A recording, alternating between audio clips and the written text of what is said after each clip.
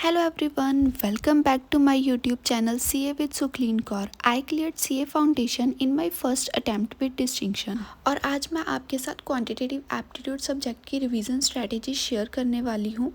अगर आपका quantitative aptitude का सिलेबस कवर हो गया है और अभी आप क्वांटिटेटिव एप्टीट्यूड सब्जेक्ट की रिवीजन स्टार्ट करना चाहते हो, ये वीडियो आपके लिए बहुत हेल्पफुल है। और अगर आप नॉन मैथ स्टूडेंट हो और आपको लगता है कि पता नहीं हम इस सब्जेक्ट में पास होंगे या नहीं होंगे, वो तो इस वीडियो को एंड तक जरूर देखना। जो भी मैं आपको रिसोर्सेज बताऊंगी, अगर आप उसको फॉलो कर लेते हो तो उसके बाद आपको इतना कॉन्फिडेंस आ जाएगा कि हाँ, हम पास तो हो ही जाएंगे। But before starting the video, अगर आप मेरी वीडियो फर्स्ट टाइम देख रहे हो और आपको मेरा कंटेंट वैल्यूएबल लग रहा है, please don't forget to subscribe my channel, because हमारा नेक्स्ट माइलस्टोन 500 सब्सक्राइबर्स का है और मुझे ये उम्मीद है कि हमारा ये टारगेट आपकी सपोर्ट से बहुत ही जल्द कंप्लीट हो जाएगा। फर्स्टली मैं आपको बताऊंगी कि अगर आप क्वांटिटेटिव एप्टीट्यूड का 100% सिलेबस करना चाहते हो तो आप किस फ्लो में करोगे। तो सबसे पहले लॉजिकल रीजनिंग 20 मार्क्स की आती है और लॉजिकल रीजनिंग ईजी होती है।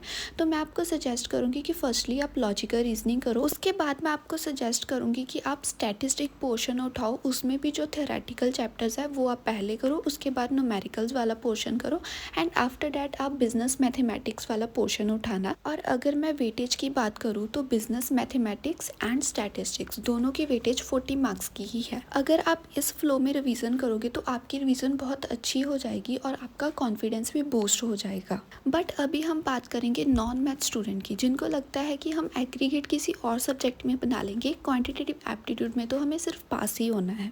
मैं आपको सजेस्ट करूँगी कि आप सबसे पहले ईजी प्लस हाई वेटेज वाले चैप्टर्स को कवर करना है। जैसे कि फर्स्टली आप लॉजिकल रीजनिंग को ही कवर कर सकते हो। लॉजिकल रीजनिंग 20 मार्क्स की आती है, उसमें 4 चैप्टर्स हैं और वो सारे चैप्टर्स बहुत ज़्यादा इजी हैं। तो आपको कॉन्फिडेंस आ जाएगा कि हाँ, ये 20 मार्क्स को आ ही जाएंगे। अगर 20 में से 20 नहीं तो 15 या 16 मार्क्स तो आ ही जाएंगे। इसके बाद मैं आपको सजेस्ट करूँगी कि आप मैथमेटिक्स और फाइनेंस चैप्टर उठाएं, बिकॉज इसकी वेटेज 14 to 15 मार्क्स की है और ये इजी चैप्टर है। हाँ, इसमें ये हो सकता है कि फार्मूलाज ज़्यादा है, बट अगर आप उसको 1 से 2 बार लर्न कर लोगे तो आपके माइंड में ईजिली वो रिटेन रहेंगे। इसके बाद आप mathematics of central tendency and dispersion वाला चैप्टर उठा सकते हो। इसकी भी वेटेज अप्रॉक्स 12 to 15 मार्क्स की है। उसके बाद नेक्स्ट मैं आपको सजेस्ट करूँगी कि आप इंडेक्स नंबर चैप्टर को कवर करना है। इसकी वेटेज 5 मार्क्स की ही है, बट ये बहुत इजी चैप्टर है।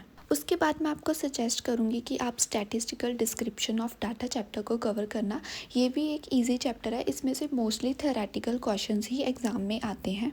ये करने के बाद मैं आपको सजेस्ट करूँगी कि आप इक्वेशंस वाला चैप्टर करें। इसकी वेटेज अप्रॉक्स 3 to 5 मार्क्स की है, बट ये इजी चैप्टर है। आफ्टर डैट आप फर्स्ट चैप्टर को कवर कर सकते हो, ratio and proportion, indices and logarithm वाला। इसकी भी वेटेज अप्रॉक्स 4 to 6 मार्क्स की ही है। देखो, जो ये वाले चैप्टर हैं ये तो बेयर मिनिमम है कि इतने चैप्टर तो आपने करने ही हैं, बिकॉज ये इजी चैप्टर भी हैं प्लस स्कोरिंग चैप्टर भी हैं। इसके बाद जितने भी चैप्टर्स रह जाते हैं उनकी वेटेज अप्रॉक्स 4 to 5 मार्क्स की है। देखो, उनमें से बहुत से चैप्टर ऐसे हैं जो किसी बच्चे को डिफ़िकल्ट लग सकते हैं और किसी दूसरे बच्चे को ईजी लग सकते हैं। तो मैं आपको ये नहीं बता सकती कि आप ये कर लो ये कर लो। आपने अपने अकॉर्डिंग देखना है, जो आपको चैप्टर्स ईजी लगते हैं आपने उस अकॉर्डिंग उसको कवर कर लेना है। बट जितने मैंने आपको पहले चैप्टर्स बताए हैं वो तो बेयर मिनिमम है कि आपने करने ही करने हैं। जैसे कि एक चैप्टर है लीनियर इनइक्वालिटीज़ वाला, वो चैप्टर बहुत इजी है बट उसकी वेटेज ही सिर्फ 1 से 2 मार्क्स की है। तो अगर आपके पास अभी इनफ टाइम है कि आप ऐसे छोटे छोटे चैप्टर्स भी कवर कर सकते हो तो आप कर सकते हो। बट अगर आपको लगता है कि मेरे पास इतना टाइम नहीं है कि मैं सारे चैप्टर्स को कवर कर पाऊँ, तो आप जो हाई वेटेज वाले चैप्टर्स को कवर कर सकते हो। और एक चैप्टर है कैलकुलस, जो नॉन मैथ स्टूडेंट्स वालों को डिफ़िकल्ट लगता है। मैंने भी जब मैंने CA फाउंडेशन का अटैम्प्ट दिया था तो मैंने वो चैप्टर को लीव किया था। और अगर आपको भी वो चैप्टर समझ नहीं लग रहा तो मैं आपको सजेस्ट करूँगी कि आप अपना वो टाइम किसी और चैप्टर पर यूटिलाइज़ करो। अगर आपको वो चैप्टर नहीं समझ लग रहा तो आप उसको छोड़ सकते हो। अभी हमने सबसे पहले ये देखा है कि कौन से चैप्टर्स हाई वेटेज वाले हैं जिनको तो आपने कवर करना ही है। अभी हम बात करेंगे कि आप रिवीजन करोगे कैसे। देखो, दो टाइप के स्टूडेंट्स होते हैं। एक तो वो होते हैं जो जिनका मैथ बैकग्राउंड होता है, जिनको अच्छे से कंसेप्चुअल क्लैरिटी होती है। उनको तो मैं सजेस्ट करूँगी कि आपको जो भी कोचिंग वालों ने बुक प्रोवाइड की है उसमें जितने भी क्वेश्चंस हैं आप फर्स्टली उनको सॉल्व कर लेना। बिकॉज उसमें सिर्फ ICI मॉड्यूल ही नहीं होता, उसके अलावा उसमें MTP, RTP और PYQs भी कवर होते हैं। अगर आप एक बार ये कर लेते हो, उसके बाद मैं आपको सजेस्ट करूँगी कि आप ICI मॉड्यूल को कवर कर लेना। उसके बाद आप यूट्यूब पर वन शॉट वीडियोस और मैराथन्स देख सकते हैं, बिकॉज उसमें कई न्यू टाइप के क्वेश्चंस भी टीचर सॉल्व करवाते हैं। अभी हम बात करेंगे वो स्टूडेंट्स की जिनका बैच तो कंप्लीट हो चुका है, बट उनको इतना कॉन्फिडेंस नहीं आया कि हाँ, हम इस सब्जेक्ट में अच्छा कर सकते हैं। तो देखो, मैं आपको सजेस्ट करूँगी कि फर्स्टली आप यूट्यूब पर वन शॉट वीडियो देखो, उसमें जितने भी टीचर्स क्वेश्चन सॉल्व करवा रहे हैं वो सभी सॉल्व करो। उसके बाद आपकी मर्जी, आपने कोचिंग वाली बुक रेफ़र करनी है या ICI मॉड्यूल, उसके सारे क्वेश्चंस आप एक बार सॉल्व कर लो। मैं ये नहीं कहूँगी कि आप सारे क्वेश्चंस ही सॉल्व कर लो, जितने मैक्सिमम हो सकते हैं आप उतने सॉल्व करो। उसके बाद आप नेक्स्ट चैप्टर पर मूव ऑन करो और सेम प्रोसेस को फॉलो करो। और अगर आपके पास अभी इतना टाइम नहीं है कि आप फर्स्टली वन शॉट्स देखो, उसके बाद आप ICI मॉड्यूल को सॉल्व करो, तो मैं आपको सजेस्ट करूँगी कि आप जिस भी टीचर की वीडियो देखोगे, तो जब वो टीचर क्वेश्चन सॉल्व करवा रहे होते हैं तो आपने साथ में वीडियो को पॉज कर क्वेश्चन को सॉल्व कर लेना है। इससे आपको ये पता लग जाएगा कि हाँ, मुझसे क्वेश्चन सॉल्व हो रही है या नहीं हो रही। सो आप रिवीजन के लिए ये स्ट्रेटेजी फॉलो कर सकते हो। और अभी हम बात करेंगे कि आप वन शॉट्स के लिए यूट्यूब पर कौन से टीचर को रेफ़र कर सकते हो। तो देखो, मैंने तो CA फाउंडेशन में यूट्यूब पर 2 टीचर्स को रेफ़र किया था। एक तो मैंने आकाश अग्रवाल सर को रेफ़र किया था and second one is Anurag Chauhan sir. मैंने ये दोनों टीचर्स की वीडियो देखी थी और आकाश अग्रवाल सर ने एक प्लेलिस्ट बना रखी है 33 में 3300।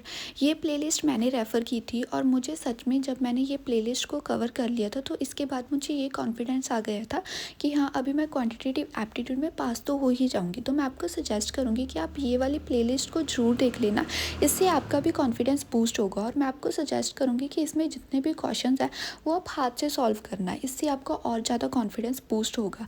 जब फर्स्टली क्या कर सकते हो कि जो भी अटैम्प्ट की MTP या RTP या PYQ है, आप फर्स्टली उसको डाउनलोड कर सकते हो। 2 आवर्स का टाइमर सेट कर फर्स्टली खुद सॉल्व करिए। उसके बाद आप आंसर्स मैच कीजिए जो कि हमारे कितने क्वेश्चन सही जा रहे हैं और कितने गलत जा रहे हैं। इससे आपको पता चलेगा कि हमारे कौन से चैप्टर्स वीक है और उसके बाद आप वो वाले चैप्टर्स की वन शॉट वीडियो को देख सकते हो। उसके बाद अनुराग चौहान सर मैराथन्स लेते हैं एग्ज़ाम से पहले, जिसमें न्यू टाइप्स के क्वेश्चन प्लस PYQs कवर होते हैं। आप उनकी वीडियो को भी रेफ़र कर सकते हो। प्लस वन शॉट वीडियोस आप दोनों में से जिन मर्जी की देख सकते हैं। आप अनुराग सर की भी देख सकते हैं और आकाश अग्रवाल सर की भी देख सकते हैं। और अगर आपने प्रैक्टिकल क्वेश्चंस को सॉल्व कर लिया है और आपका जो थ्योरेटिकल पोर्शन है वो पेंडिंग है, तो आकाश अग्रवाल सर ने अपने चैनल पर एक वीडियो अपलोड की हुई है जिनमें उन्होंने सिर्फ थ्योरेटिकल क्वेश्चन ही कवर किए हैं एक स्पेसिफिक वीडियो में। मैं उसका लिंक आपको डिस्क्रिप्शन में प्रोवाइड कर दूंगी। प्लस जो मैंने आपको प्लेलिस्ट बताई है, इसका लिंक में मैं आपको डिस्क्रिप्शन में प्रोवाइड कर दूंगी। और अगर मुझे कोई और इम्पॉर्टेंट वीडियो लगी जिससे आपका कॉन्फिडेंस बूस्ट हो सकता है, मैं उसका लिंक भी आपको डिस्क्रिप्शन में प्रोवाइड कर दूंगी। प्लस जो अनुराग सर की मैराथन्स हैं उनकी वीडियो का लिंक भी मैं आपको डिस्क्रिप्शन में प्रोवाइड कर दूंगी। और मैं आपको सजेस्ट करूंगी कि आप एक बार कैलकुलेटर ट्रिक्स वाली वीडियो को भी जरूर देख लेना। इससे आपको ये पता लग सकता है कि हम कौन सी ट्रिक यूज़ कर सकते हैं। So instead of doing long calculations, मैं आपको सजेस्ट करूंगी कि आप शॉर्ट कैलकुलेशंस करिए। इससे आपका टाइम सेव होगा और आप 2 आवर्स में मैक्सिमम क्वेश्चंस को अटेम्प्ट कर पाओगे। और कैलकुलेटर ट्रिक्स वाली वीडियो का लिंक भी मैं आपको डिस्क्रिप्शन में प्रोवाइड कर दूंगी। और अभी मैं आपको कुछ और जनरल टिप्स दूंगी। देखो, आपको भी पता है कि क्वांटिटेटिव एप्टीट्यूड में अगर आपको फॉर्मूला पता होगा तभी आप क्वेश्चंस को सॉल्व कर पाओगे। तो फर्स्टली ये इंपॉर्टेंट है कि आपको सारे फार्मूलाज लर्न हो। इसके लिए आप यूट्यूब पर सर्च कर सकते हो फार्मूला वीडियो, जिसमें एक ही वीडियो में सारे फार्मूलाज रिवाइज हो जाएंगे। और मैं आपको सजेस्ट करूंगी कि आप साथ में वो सारे फार्मूलाज को नोट भी जरूर कर लेना। आप नोटबुक का सेंटर पेज ले सकते हो और उस पर सारे फार्मूलाज को नोट कर सकते हो, बिकॉज इससे आप दोबारा रिवीजन कर सकते हो। और अगर आपको लगता है कि अभी आपके पास इतना टाइम नहीं है कि आप सारे फार्मूलाज को नोट डाउन कर पाओ, तो आपने जहाँ से भी बैच परचेज़ किया होगा उन्होंने आपको फार्मूला शीट प्रोवाइड की होगी, आप वहाँ से फार्मूलाज को रिवाइज कर सकते हो। इसकी वीडियो का लिंक भी मैं आपको डिस्क्रिप्शन में प्रोवाइड कर दूँगी। और अभी मैं आपके साथ एक और टिप शेयर करना चाहती हूँ कि जितने मैंने हाई वेटेज वाले चैप्टर बताए वो तो आपने कवर करने ही हैं। उसके अलावा जितने भी चैप्टर्स पेंडिंग रहते हैं उनमें से हो सकता है कि कुछ चैप्टर्स आपको डिफ़िकल्ट लग रहे हों।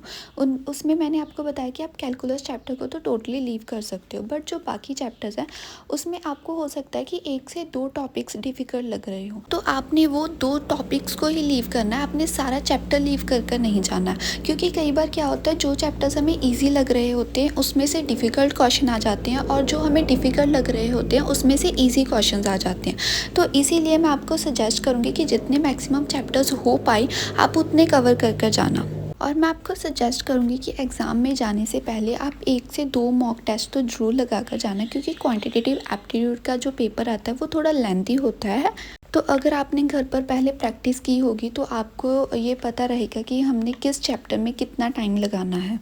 और मैं आपको सजेस्ट करूँगी कि जब आप मॉक टेस्ट दोगे तो आप OMR शीट पर ही मॉक टेस्ट देना, इससे आपको पता चलेगा कि हम कैसे अटेम्प्ट करेंगे। और जो OMR शीट का PDF में मैं आपको डिस्क्रिप्शन में प्रोवाइड कर दूँगी और उसे आप प्रिंट करवा लेना और फिर आप 1 से 2 मॉक टेस्ट तो ज़रूर देकर देखना। सो आई थिंक वीडियो में सारे टॉपिक्स कवर हो चुके हैं। अगर आपको कोई भी डाउट हो तो आप मुझे कमेंट सेक्शन में पूछ सकते हो। प्लस मैं आपको ये बताना चाहती हूँ, अगर जितनी भी मैंने बातें बताई आप इसको फॉलो कर लेते हो तो आप ईज़िली क्वांटिटेटिव एप्टीट्यूड सब्जेक्ट में पास हो जाएंगे। आई होप कि ये स्ट्रैटेजी वीडियो आपकी रिवीजन को और भी ज़्यादा इफ़ेक्टिव बनाएगी। और अगर आपको ये वीडियो थोड़ी सी भी वैल्यूएबल लगी हो सो प्लीज़ लाइक, शेयर और चैनल को सब्सक्राइब करना मत भूलना। सो चलिए मिलते हैं नेक्स्ट वीडियो में, तब तक अपनी प्रेपरेशन कंटिन्यू रखिए। All the very best.